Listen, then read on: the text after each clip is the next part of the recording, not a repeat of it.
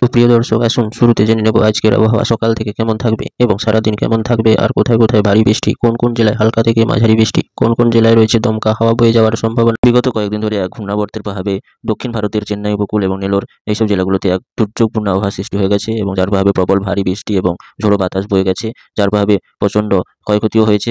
এই ঘূর্ণাবর্তের রেস কাটতে না কাটতেই আবার এক দুর্যোগপূর্ণ আবহাওয়া সৃষ্টির একটা জোরালো সম্ভাবনা রয়েছে, কারণ বঙ্গোপসাগরে যা পরিস্থিতি, আবারও এক নতুন করে ঘূর্ণাবর্ত নিম্নচাপ সৃষ্টি হতে চলেছে। এমনটাই আশঙ্কা প্রকাশ করল আবহাওয়া দপ্তর সূত্রে জানানো যাচ্ছে।